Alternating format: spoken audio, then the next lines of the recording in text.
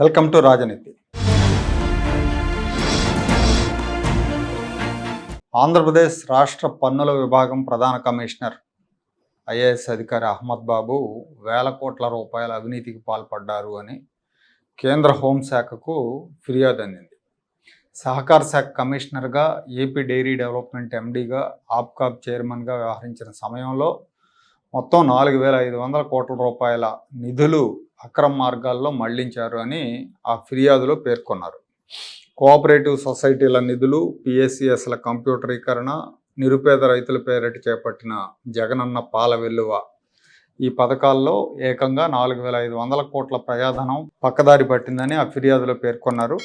ఈ ఆరోపణల తీవ్రతను పరిగణలోకి తీసుకున్న కేంద్ర హోంశాఖ దీని మీద విచారించాల్సిందిగా DOPT, department of personnel and ట్రైనింగ్కి ఉత్తర్వులు జారీ చేసింది. అహ్మద్ బాబు గారు సుదీర్ఘకాలం కోఆపరేటివ్ సొసైటీల కమిషనర్గా, ఆప్కాబ్ చైర్మన్గా వ్యవహరించిన సమయంలో నిధులు అక్రమ మార్గంలోకి మళ్ళాయన్న ఆరోపణలు వచ్చినాయి. ఒక ప్రకాశం జిల్లా డిసిసిబి పరిధిలోనే దాదాపు 200 కోట్ల రూపాయల మేర అవినీతి జరిగినట్లు జిల్లా కలెక్టర్ ఏర్పాటు చేసిన కమిటీ తేల్చినప్పటికీ అహ్మద్ బాబు ఆ విచారణను తొక్కిపెట్టారనే ఆరోపణలు ఉన్నాయి. జగనన్న పాల వెలువ పథకం కింద అసలు అనుకూలత లేని ప్రాంతాల్లో పాల సేకరణ కేంద్రాలు పెట్టారని, నాసిరకం పరికరాలు కొని ఫేక్ మెయింటెనెన్స్ బిల్లుల ద్వారా కోట్ల రూపాయలు వెండర్లతో కలిపి దోచుకున్నారు అని ఆ ఫిర్యాదులో పేర్కొన్నారు. కేంద్రం నాబార్డు నిధులతో చేపట్టిన ప్రాథమిక వ్యవసాయ సహకార సంఘాల కంప్యూటరీకరణలో కూడా అవకతవకలు జరిగాయని ఆ ఫిర్యాదులో ఆరోపించారు. కోడ్ ట్రీ సొల్యూషన్స్ అనే కంపెనీకి, ప్రైవేట్ కంపెనీకి టెండర్లు కట్టబెట్టి కోట్ల రూపాయల కమిషన్లు పొందారు. అది ఈయనకు బినామీ కంపెనీ అని ఆ ఫిర్యాదులో ఆరోపించారు. అవసరం లేకపోయినా సొసైటీల మీద ఒత్తిడి తెచ్చి కొండ ప్రాంతాలు, సరైన రోడ్డు వస్తలేని చోట్ల గోడౌన్లు నిర్మించారు. నిర్మాణాలు పూర్తి కాకముందే, ఆక్యుపేషన్ జరగకముందే కాంట్రాక్టర్లకు బిల్లులు చెల్లించారు. నాసిరకం నిర్మాణాల వల్ల ఆ భవనాల్లో నీరు లీక్ అవుతుందని ఫిర్యాదులో మెన్షన్ చేశారు. అహ్మద్ బాబు జరిపిన విదేశీ పర్యటనల మీద కూడా విచారించాలి. అక్రమ సొమ్మును విదేశాల్లో పెట్టుబడులుగా మార్చారనే కోణంలో ఆయన పాస్పోర్టు, వీసా, విదేశీ ట్రాన్సాక్షన్ల మీద విచారణ జరపాలని విజ్ఞప్తి చేశారు. ఒకే సమయంలో AP Markfed, APCOB, cooperative union, housing federation వంటి అనేక సంస్థలకు ఇన్ఛార్జిగా ఉంటూ నిబంధనలకు విరుద్ధంగా ఒకేసారి అన్ని సంస్థల నుండి ఆన్రోరియం, వాహనాల వెనసలు డ్రా చేశారని ఆరోపించారు.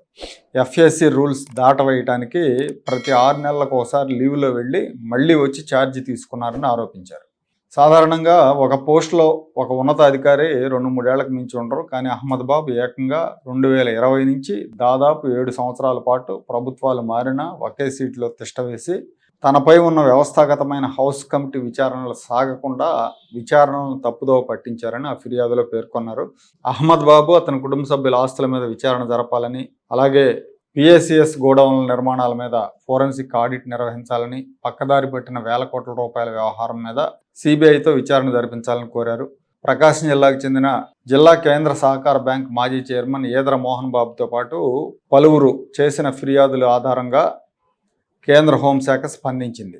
Central bureau of investigation, CBI అనేది డిఓపిటి పరిధిలోకి వస్తుంది కాబట్టి తగిన చర్యలు తీసుకోవాలని, ఆ చర్యల వివరాలను ఈ ఫిర్యాదుదారులతో పాటు హోంమంత్రిత్వ శాఖ కూడా తెలియజేయాలని హోంమంత్రిత్వ శాఖ డిఓపిటికి ఈ ఫిర్యాదులు ఫార్వర్డ్ చేసింది. పన్నుల శాఖ కమిషనర్గా అహ్మద్ బాబు ఏకపక్షంగా వ్యవహరిస్తూ ఉద్యోగులను వేధిస్తున్నారని గతంలో ఉద్యోగ సంఘాలు ఆందోళన కూడా చేసినాయి. పదోన్నతుల విషయంలో ప్రభుత్వ ఆదేశాలు పట్టించుకోవట్లేదు, ఉద్యోగుల సర్వీస్ హక్కులు ఉల్లంఘించారని కోర్టులో పిటిషన్ కూడా వేశారు. రాష్ట్ర హైకోర్టు అహ్మద్ బాబు తీరుని తప్పుపట్టింది. మాకే గనక అధికారం ఉంటే ఆయన సస్పెండ్ చేసేవాళ్ళం, ఇతను అఖిల భారత సర్వీసులకు పనికిరాడని గౌరవ న్యాయమూర్తి వ్యాఖ్యానించారు. ఇతని మీద విచారణ జరపాలని డిఓపిటి సివిసిని, సెంట్రల్ విజిలెన్స్ కమిషన్ని ఆదేశించింది. అహ్మద్ బాబు నిబంధనలు ఉల్లంఘిస్తుంటే ప్రభుత్వం ఏం చేస్తూ ఉంది? ప్రభుత్వ ప్రధాన కార్యదర్శిని కోర్టుకు పిలిపిస్తామని న్యాయమూర్తి హెచ్చరించారు. 2 నెలల్లో ఇతని వ్యవహారాల మీద విచారణ జరిపి తగిన ఉత్తర్వులు జారీ చేయాలని కూడా ఆదేశించారు. ఈ ఆదేశాలు ఇచ్చి కూడా 3 నెలలు దాటిపోయింది. ఇక్కడ గమనించాల్సిన విషయం ఏంటంటే అహ్మద్ బాబు అప్పట్లో చంద్రబాబు గారి జమానాలో, ఆ తర్వాత జగన్మోహన్ రెడ్డి అధికారంలో ఉన్నప్పుడు, మళ్ళీ ఇప్పుడు చంద్రబాబు గారి ఆస్థానంలో కీలకమైన పోస్టుల్లోనే విధులు నిర్వహిస్తున్నారు.